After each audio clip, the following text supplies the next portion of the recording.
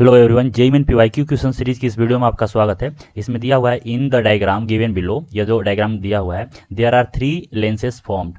ठीक है, considering negligible thickness of each of them as compare to R1 and R2 that is the radii of the curvature of upper and lower surface of a glass lens, the power of the combination is। तो अपने को क्या पूछा है, basically इस जो setup तैयार किया गया है थ्री लेंसेज से, उसका इक्विवेलेंट पावर पूछा जा रहा है इसमें। ठीक है, तो देखो यहाँ पे समझो बात को, कौन कौन सा लेंस है। तो देखो एक यह लेंस है, यहाँ से ऐसे ऐसे दिखाई दे रहा है, यहाँ से यह और यह। ठीक है, यह किससे बना हुआ है, तो यह वाटर से बना हुआ है। दूसरा यह लेंस जो कि ग्लास है पूरी तरह से। ठीक है, और तीसरा यह होगा ऐसा, यह लेंस ऐसा। यह भी क्या है, यह भी वाटर से ही बना हुआ है। ठीक है, इसका रेडियस दिया है इस सरफेस का दिया है mod R1 और इसका इस पार्ट का दिया है R2। ठीक है, ठीक है यहाँ तक। तो इसमें हम लोग क्या करते हैं, पहले थोड़ा सा कॉन्सेप्ट जान लेते हैं। ठीक है, तो यहाँ पे देखो क्या है कि खैर मिरर का तो यह होता है, अभी मिरर का बात ही नहीं कर रहे हम लोग लेंस का बात कर रहे हैं। तो मान लो यह लेंस है और यह है मेरा R1 और यह है मेरा R2।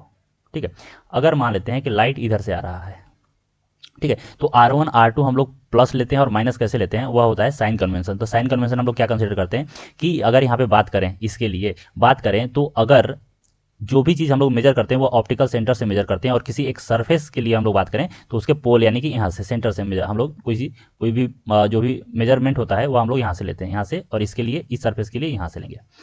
तो क्या होता है कि अगर मान लेते हैं इंसिडेंट रे का डायरेक्शन यह है, तो इंसिडेंट रे के डायरेक्शन में जो भी मेजर करेंगे वो पॉजिटिव होगा और उसके ऑपोजिट जो भी मेजर करेंगे वो निगेटिव होगा। तो मान लेते हैं यह R1 है, तो देखो यह R1 जो यह सरफेस दिखाई दे रहा है, यह किसी ना किसी कर्वेचर का पार्ट होगा, किसी ना रेडियस, समझो किसी सर्कल का पार्ट होगा।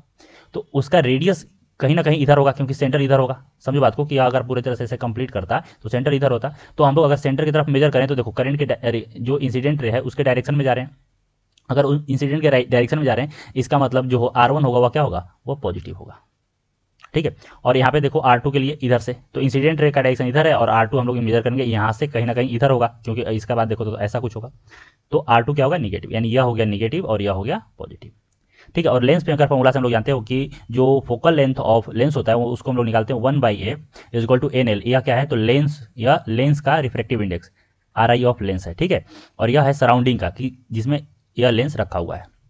जनरली हम लोग एयर ही लेते हैं, तो यहाँ पे एयर का यानी 1 ही होता है, और यह होता है 1/R1 माइनस 1/R2। अब क्या होगा कि मान लेते हैं 2 3 4 लेंस का कॉम्बिनेशन आ गया, जैसे कुछ इस प्रकार से, तो इसका इक्विवेलेंट पावर हम लोग कैसे निकालते हैं, तो सिंपली इसका पावर का इंडिविजुअल पावर को ऐड कर देते हैं। तो यहाँ पे देखो जैसे ऐड कर दिया है, और वही अगर पावर क्या होता है लेंस में, तो यह होता है 1/f इन मीटर। तो इसको हम लोग उसमें कन्वर्ट कर देते हैं कि इसमें पावर को हम लोग किसमें किया, तो फोकल लेंथ में लिख दिया। ठीक है, अब इसी कॉन्सेप्ट का हम लोग इस क्वेश्चन में यूज करेंगे, जो कि है यहाँ पे देखो।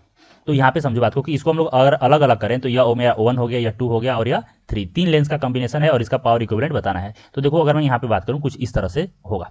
यह क्या है, यह है वाटर, यह है लेंस यानी कि यह है ग्लास, और यह है फिर वाटर। ठीक है, तो रे मान लेते हैं कि यहाँ से आ रहा है, तो इस डायरेक्शन में इंसिडेंट रे इधर हो गया, तो इधर जो भी मेजर करेंगे वो पॉजिटिव होगा और इसके अपोजिट जो मेजर करेंगे वो नेगेटिव होगा। तो इसका तो इनफाइनाइट हो गया। ठीक है, अब इसका देखो कि मेरा जो इंसिडेंट है वो इधर है, और इसके लिए इस कर्वेचर के लिए मुझे जो मेजर करना होगा, क्योंकि इसका सेंटर कहीं ना कहीं इधर होगा, तो इधर ऊपर जाना पड़ेगा इसके लिए मेजर करने के लिए। तो R1 जो होगा वो माइनस हो गया यहाँ पे। ठीक है, इसके लिए देखो तो इसके लिए भी ऊपर जाना पड़ेगा और इसके लिए भी ऊपर ही जाना पड़ेगा, जबकि इंसिडेंट रे का डायरेक्शन नीचे है, यानी यह भी दोनों माइनस हो गए। यहाँ पे देखोगे तो इसके लिए मुझे फिर से ऊपर जाना पड़ेगा, तो यह माइनस हो गया, और यह नीचे वाला तो प्लेन है ना, प्लेन का रेडियस ऑफ कर्वेचर क्या होता है, किसी भी प्लेन का जो रेडियस ऑफ कर्वेचर होता है वह इन्फिनिटी होता है, तो इसका भी इन्फिनिटी हो गया। ठीक है, तो यहाँ तक तो क्लियर हो गया। अब अपने को क्या करना है, सभी का फोकल लेंथ निकलना है। ठीक है, उससे पहले देखो यहाँ पे क्या दिया है कि जो रेडियस ऑफ कर्वेचर है यहाँ पे दिया है mod R1 और mod R2। देखो जैसे कि क्या होता है, कोई क्वेश्चन अगर दिया रहता है, वैल्यू दिया रहता है, तो क्या लिखा रहता है कि मान लेते हैं कि रेडियस ऑफ कर्वेचर 5 सेंटीमीटर है और 10 सेंटीमीटर है, ऐसा कुछ दिया रहता है, यानी यह कुल मिला के एक वैल्यू है, न्यूमेरिकल वैल्यू। तो इसको आसान लिखने के लिए मैं इसको मान लेता हूँ x, R1 को मान लिया x और इसको मान लिया y। ठीक है, जैसे 2 सेंटीमीटर 3 सेंटीमीटर ऐसा कुछ। तो यहाँ पे मैं मान ले रहा हूँ इसको mod R1 को मैं माना x और R2 को मान ले रहा हूँ y। ठीक है, तो अब यहाँ से देखो, मैं यहाँ पे क्या लिख सकता हूँ, यह मेरा क्या है, तो यह है -x, यह भी क्या है, तो -x, यह क्या है, तो -y, और यह क्या है, तो -y।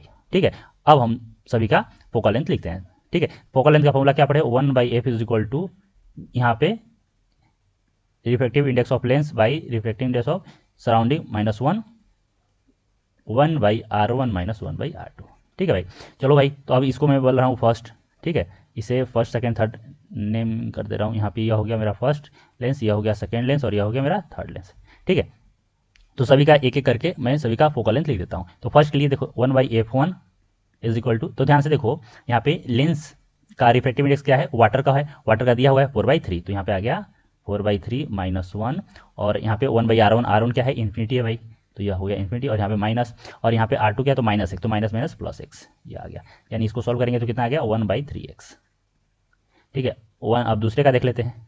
तो यहाँ पे देखो इसके लिए क्या है, तो ग्लास है, तो ग्लास के लिए क्या होगा बताओ, 3/2 -1, क्योंकि सभी को ईयर में रखे हैं ना, तो जो सराउंडिंग का रिफ्रैक्टिव इंडेक्स है वो तो 1 होगा। ठीक है, अब यहाँ पे देखो, तो यहाँ पे क्या है, यह -1/x, क्योंकि r1 क्या है, -x है ना।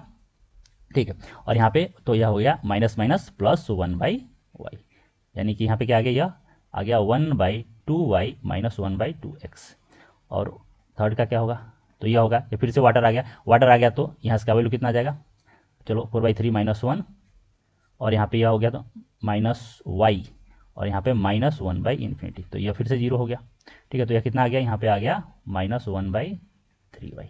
अब अपने को क्या लिखना है, P इक्विवेलेंट लिखना है भाई, तो P इक्विवेलेंट क्या होगा, समेशन ऑफ ऑल पावर, यानी कि P1 + P2 + P3, और हम लोग लेंस में क्या पढ़े हैं कि यह हो गया 1/f इक्विवेलेंट, या इसको मुझे पावर इक्विवेलेंट निकाला है तो मैं इसको P इक्विवेलेंट ही रख रहा हूँ, और इसको क्या लिख सकता हूँ, तो इसको लिख सकता हूँ 1/f1 + 1/f2 + 1/f3। तो यहाँ पे पुट करो तो क्या आएगा, 1/3x + 1/2y -1/2x -1/3y।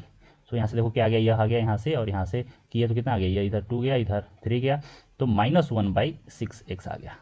और इसका देखोगे तो यह क्या हो गया, यह 2 और यह 3 हो गया, तो यहाँ से यह +1/6y आ गया। यहाँ से एक काम करते हैं, -1/6 को कॉमन ले रहे हैं, तो यहाँ से आ गया 1/x -1/y।